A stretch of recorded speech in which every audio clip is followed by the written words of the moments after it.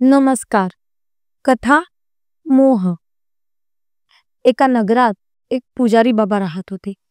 शेजारच्या गावातील पुजाऱ्यांचे अकस्मात निधन झाल्याने त्या पुजारी बाबांना त्या गावात पुजारी म्हणून नियुक्त केले गेले.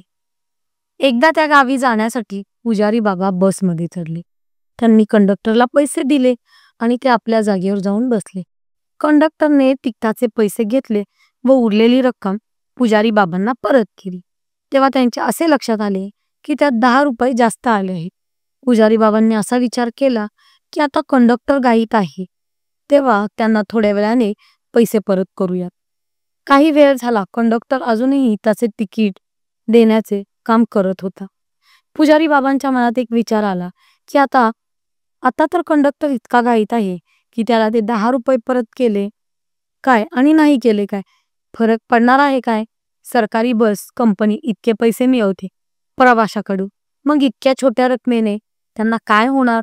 लाखो रुपयांचे व्यवहार करणाऱ्या कंपनीकडून हे 10 रुपये आपल्यासारख्या पुजाऱ्याला भेट मिळाले असे आपण समजू. आपण त्याचे काहीतरी सदुपयोग करू शकू. पुजारी बाबांच्या मनात असे विचार चालू असतानाच त्यांना उतरायचे ठिकाण आले. बसमधून उतरताना अचानक त्यांचा हात खिशाकडे गेला व त्यातून ती 10 रुपयाची नोट त्यांनी बाहेर काढली व कंडक्टरला परत दिली व म्हणाले, भाऊ, तुम्ही मगाशी मला तिकिटाचे पैसे परत करताना घाई गडबडीत हे 10 रुपये जास्त दिले आहे. कंडक्टर हसून म्हणाला, महाराज, तुम्हीच या गावचे नवे पुजारी आहात का? पुजारी बाबा हो म्हणाले. त्यावर कंडक्टर पुन्हा बोलू लागला, महाराज, माझ्या मनात तुमचे प्रवचन ऐकण्याची खूप इच्छा होती.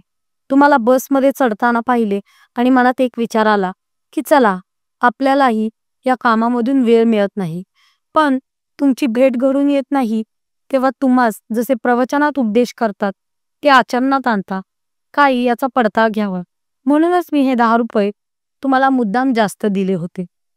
आणि मला आता कळून चुकले आहे की तुम्ही जसे बोलता तसेच तुमचे पवित्र आचरण आहे. महाराज, मला क्षमा करा. एवढे बोलून कंडक्टरने गाडी पुढे जाण्यासाठी बेल वाजवली. पुजारी बाबांना आता घाम फुटला होता. ते घाम पुसत आकाशाकडे पाहत म्हणाले, प्रभू, तुझी लीला अपरंपार आहे. 10 रुपयाचा मोह मला आता किती महागात पडू शकला असता, पण तुम्ही मला यातून वाचवलं. देवा, तू खरंच दयाळू आहेस.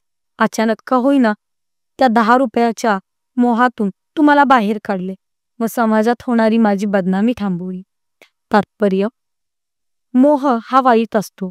त्या क्षणी मोहाने मन ग्रस्त, त्या क्षणी मानव प्रगतीकडून अधोगतीकडे प्रवास करू लागतो. धन्यवाद.